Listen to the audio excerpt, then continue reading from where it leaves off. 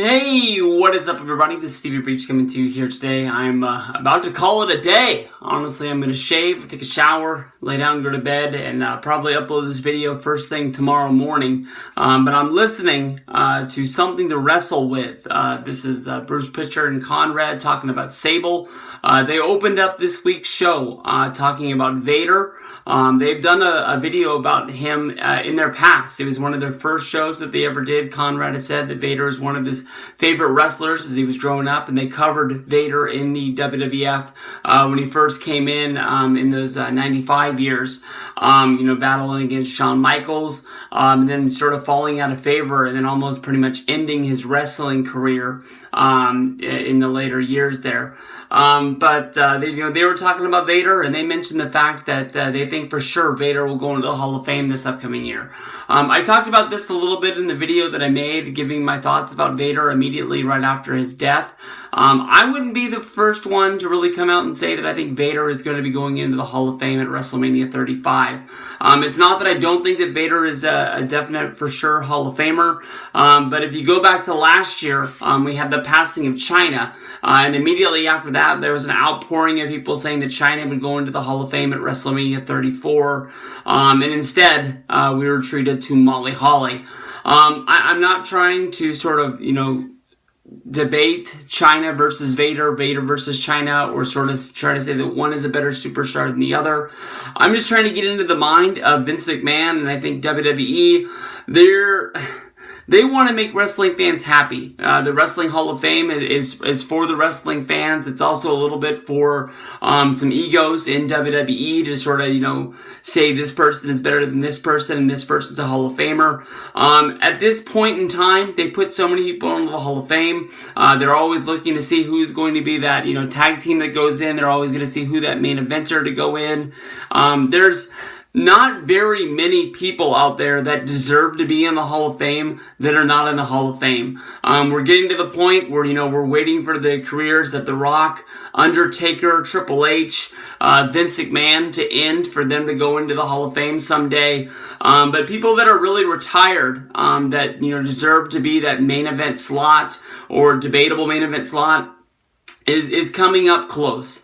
Definitely what we've learned from WrestleMania 31 with the Macho Man going into the Hall of Fame is that even though that person is looked at as the main eventer, Vince McMahon doesn't like that main event guy closing out the Hall of Fame to not be there. There's also this sort of debate when people talk about the British Bulldogs going into the Hall of Fame as a tag team instead of just being Davey Boy Smith himself, is that one of the reasons that Vince doesn't want the British Bulldogs going to the Hall of Fame is that Vince doesn't want somebody wheeling up in a wheelchair to accept that award.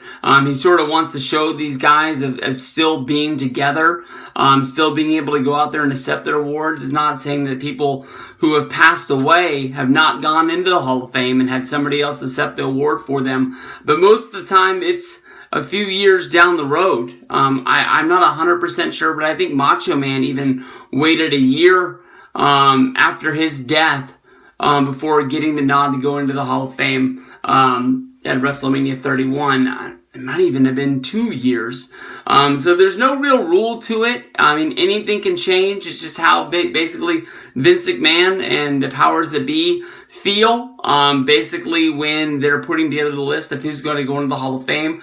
Over the next, I guess you'd say 5 to 6 months, this is going to be heavily debated, and probably people will start talking about this as we get closer to January, when those Hall of Fame tickets go on sale and they start naming the names that are going to go in the Hall of Fame before WrestleMania 35. But I wouldn't think that Vader's going to go in. If you go back and you watch my Vader video that I made after his death, I didn't go to Wikipedia. I just gave my thoughts on him right off the top of my head, and I was able to name a lot of the things that Vader did in his career that basically changed the way that big men were looked at in professional wrestling. Be one of the first 300-pound guys to ever hit a moonsault and be as fast on his feet that a lot of guys did. There's a lot of big guys that are out there. If you're looking at Andre the Giant or other guys, but nobody was able to move around the ring like Vader did. Some people pointed out that I called I think I said that Vader and Shawn was SummerSlam 95, and somebody corrected me that it was SummerSlam 96. I apologize. Those are things that I'm going to get wrong from here and there along the way, but it doesn't mean I'm not a fan of Vader or professional wrestling. It just means there's a lot of freaking SummerSlams. You're going to get them mixed up every once in a while. But you go back and watch that video, you can tell that I'm a fan. I'm not trying to knock Vader. I'm not trying to say that he's not a Hall of Famer. I'm just trying to say that it's not a for sure thing that he's going to be going into the Hall of Fame. But then again, this year, the day before it was named, I said Jeff Jarrett wasn't going to go into the Hall of Fame because of how soon it was removed from Impact Wrestling, as well as how far he was removed from New Japan Wrestling as a member of the Bullet Club. And what do you know? They needed somebody. He was there at the right moment. Whether if they just wanted him to film some what's the right word to say it? Some WWE Network exclusive shows or some interviews that they'll use on future releases. If they just needed somebody to sort of patch the gap with them signing a deal to get the TNA Impact Library when they need it, like when they did on that WWE 24 special for the Hardys that was after Money in the Bank. We'll have to see. Maybe they just needed somebody on the inside to sort of seal that deal together with the people that who be running Global Force. No, not Global Force. The people who are running